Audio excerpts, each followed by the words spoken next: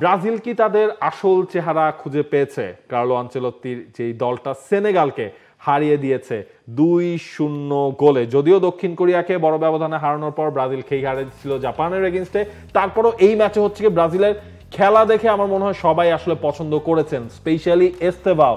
তিনি আনচেলত্তির অধীনে নতুন করে ব্রাজিলকে আসার স্বপ্ন দেখাচ্ছেন। এই ম্যাচে তার গোল, ব্রাজিল হচ্ছে গিয়ে প্রথম দিকে লিড পায়, যদিও ম্যাথিয়াস কুনিয়ার তিনিও দুইবার আসলে সুযোগ পেয়েছিলেন, তার দুইটা শট হচ্ছে গিয়ে পোস্টে লাগলো, দুইবারের অ্যাটেম্প তার পোস্ট এবং ক্রস বারে লাগলো, এবং শেষ দিকটায় কার্লো আনচেলত্তিকেও আমরা দেখলাম তিনি কিছুটা হলেও নির্ভর রয়েছেন। ক্যাসেমিরো তিনিও আসলে গোল করলেন। তবে এই ম্যাচে ব্রাজিল কিন্তু বেশ কিছু পরীক্ষা নিরীক্ষা করেছে, মানে মেজর কনসার্নের জায়গা আসলে যেটা ছিল সেখানে মেজর কনসার্নের জায়গায় পরীক্ষা নিরীক্ষা হয়েছে মিডফিল্ড পজিশনে।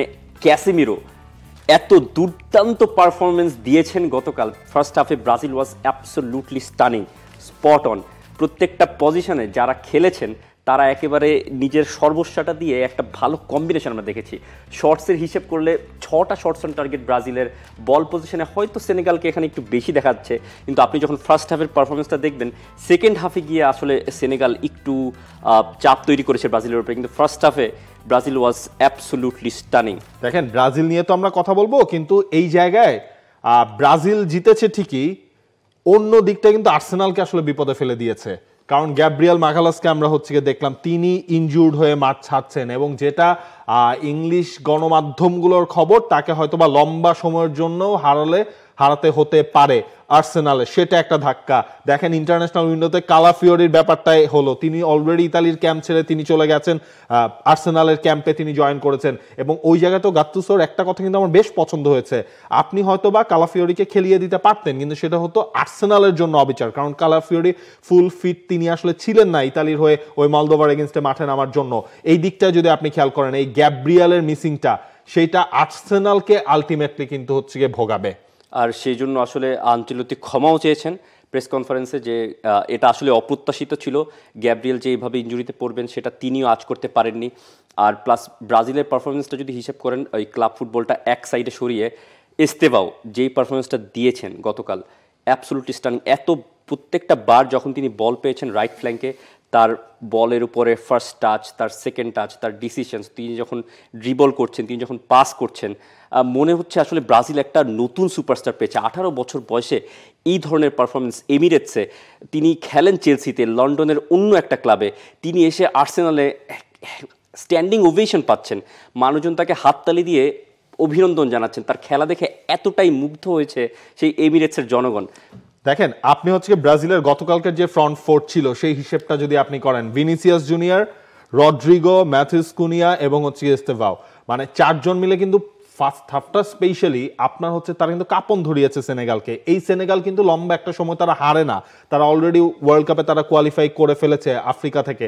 তো এই জিনিসটা হচ্ছে সেনেগালকে কোনো ধরনের কোনো সুযোগ না দেয়া ফার্স্ট হাফটায়। এবং আপনি যদি ভিনিসিয়াসকেও দেখেন, ভিনিসিয়াসকে হয়তো আপনি স্কোরশিটে নাম পাবেন না এই ম্যাচে, হচ্ছে ভিনিসিয়াসের ইনভলভমেন্ট এমন জায়গায় ছিল, সেইটা আসলে ম্যাচের ওই গতি প্রকৃতিটাই আসলে ক্রিয়েট করে দিচ্ছিল লেফট সাইড থেকে ভিনিসিয়াস যখন ওইভাবে ঢুকছিলেন।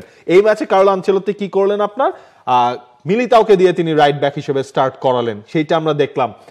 অ্যালেক্সান্ড্রো হচ্ছে লেফট ব্যাকে ছিলেন, অ্যালেক্সান্ড্রোকে যখন ডাকা হচ্ছিল মনেই হচ্ছিল অ্যালেক্সান্ড্রোর বয়স হয়ে গেছে। তারপর হচ্ছে লেফট ব্যাক, রাইট ব্যাক, ওই পজিশন দুটা নিয়ে যেহেতু কার্লো আনচেলত্তি এখনো ফিক্স কাউকে সেট আপ করতে পারেনি, তিনি ওই জায়গায় হয়তোবা তাদেরকে বাজিয়ে দেখবেন, সেই জিনিসটা হলো। অ্যালেক্সান্ড্রো খেললো একদিকটায়, Militao as a right back হিসেবে খেললেন, এবং এই জায়গাটা আপনি মিলিতাও রাইট মিডফিল্ডে আপনার ব্রুনো গিমারেস তার সাইডটা দিয়ে, এবং সামনে এস্তেভাও, এই 3 জনের মধ্যে কম্বিনেশনটা, লিঙ্ক আপটা কিন্তু গতকালকের ম্যাচে বেশ ভালো হয়েছে।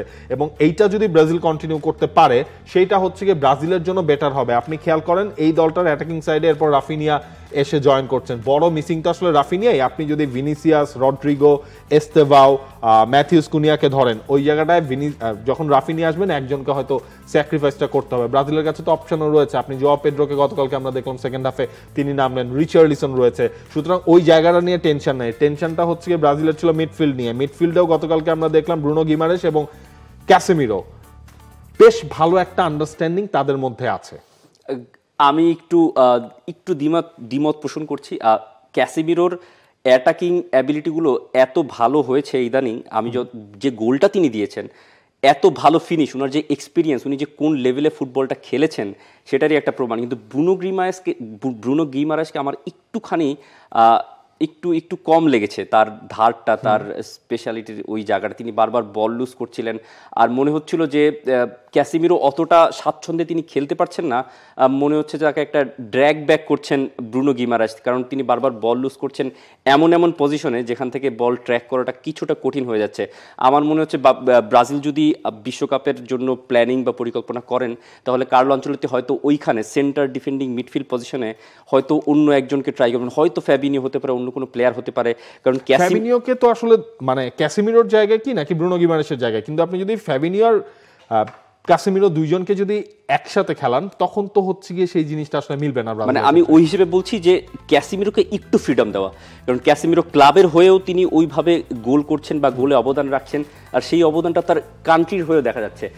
আনচেলত্তি কি বলছেন সেটা একটু দেখে নেই। মিলিতাও ও এস্তেভাওয়ের জুটি ডান দিক থেকে ভালো জমেছে। মিলিতাও দারুণ শারীরিক ও মানসিক অবস্থায় আছে, আর ইয়াং ট্যালেন্ট এস্তেভাও আমাকে অবাক করেছে। ব্রাজিলে তার উজ্জ্বল ভবিষ্যৎ নিশ্চিত। গ্যাব্রিয়েলের ইনজুরি অপ্রত্যাশিত, আমরা দুঃখিত এমনটা হয়েছে, যেটা তিনি আগেই আমরা বলেছিলাম যে গ্যাব্রিয়েলের ইনজুরিটা নিয়ে তিনি মোটেও প্রস্তুত ছিলেন না। আর ওদিকটা থেকে ব্রাজিলের আক্রমণ ভাগে এত ভালো কম্বিনেশন ছিল, লেফট সাইডে ভিনিসিয়াস ছিল, রাইট সাইডে এস্তেভাও ছিল, দুজন ছিল, আর এদিকে ম্যাথিউস কুনিয়া আর রদ্রিগো এত ভালো সুইচ করছিলেন।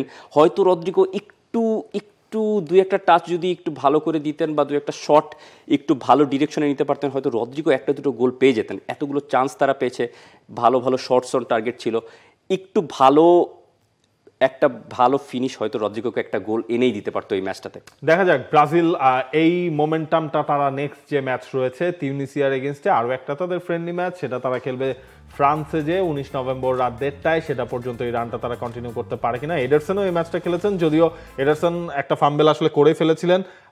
সেনেগালের ব্যাড লাক, তারা সেখান থেকে আসলে কোনো সুযোগ কাজে লাগাতে পারে নাই। আর আসলে সেনেগাল টিমটাকে ছোট করে দেখার কোনো কারণ নেই। Senegal is a star starred team, মানে তারকায় ভরপুর। সেনেগালের টিমের দিকে যদি একবার তাকান, আপনার মনে হয় আমি 8 থেকে 9 জন পাবেন ইউরোপের টপ 5 লিগে খেলে, বাকি 1 2 জন দেখবেন সৌদি প্রো লিগে খেলে। মানে পুরোপুরি সেনেগালের বিপক্ষে ফার্স্ট হাফের পারফরমেন্সটা আসলে একটা মানে স্টেটমেন্ট দিয়েছে যে ব্রাজিল ইজ কামিং। মানে নেক্সট ওয়ার্ল্ড কাপের জন্য ব্রাজিল যে প্রস্তুত হচ্ছে, কার্লো আনচেলত্তি যে তার অপশনগুলো বাজিয়ে দেখছেন, নতুন প্লেয়ারকে সুযোগ দিচ্ছেন, এস্তেভাওকে রাইট উইঙ্গারে খেলিয়েছেন। আমার মনে হয় যে রাফিনিয়া হয়তো একটু সমস্যায় পড়ে যাবেন, যে ইনজুরি কাটিয়ে তিনি যখন ফিরবেন সেখানে এত বড় একটা ইয়াং কম্পিটিশন তার জন্য ওয়েট করবে। হয়তো কার্লো আনচেলত্তি একটু বিপত্তিতে পড়তে পারেন যে আমি রাফিনিয়াকে খেলাবো নাকি এস্তেভাওকে খেলাবো। মানে এস্তেভাওকে কোনোভাবেই আমি বেঞ্চে দেখছি না এই মুহূর্তে। দেখেন, দিন শেষে নামটা মনে রাখতে হবে হচ্ছে ডন কার্লো। তিনি জানেন কিভাবে স্টার ডাস্ট স্কোয়াড আসলে সামলাতে হয়।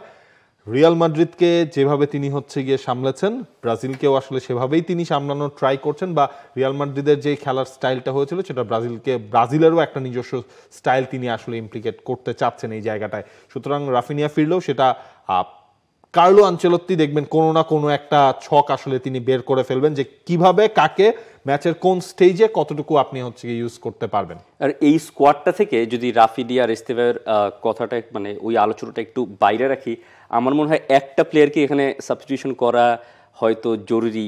ব্রুনো গিমারায়েসকে মনে হয় নাই আমার কাছে যে তিনি ওইভাবে সেন্টার ডিফেন্ডিং মিডফিল্ড পজিশনটা ধরতে পেরেছেন। ক্যাসিমিরোকে ফ্রিডম দিলে Casemiro can contribute more in the attacking side. এই জায়গাটা অবশ্যই তখন হচ্ছে কি আপনার মানে একদম হোল্ড করার মতো হচ্ছে কি একজনের আসলে দরকার পড়বে ব্রাজিল দলে। আসলে মিডফিল্ডারেরও ওই সিনক্রোনাইজিংটাই কার্লো আনচেলত্তির যে দরকার, সেটা হচ্ছে কি আমরা দেখে বা বলে আসছিলাম এতদিন ধরে। দেখা যাক কার্লো আনচেলত্তি সেই কাজটা কিভাবে কি করতে পারেন, এবং তিউনিসিয়ার ম্যাচ তো আসলে রয়েছেই। For more updates, subscribe to our YouTube channel and click on the bell icon. Follow us on Facebook and Instagram. Download T-Sports app to enjoy exciting games and highlights. Visit tsports.com.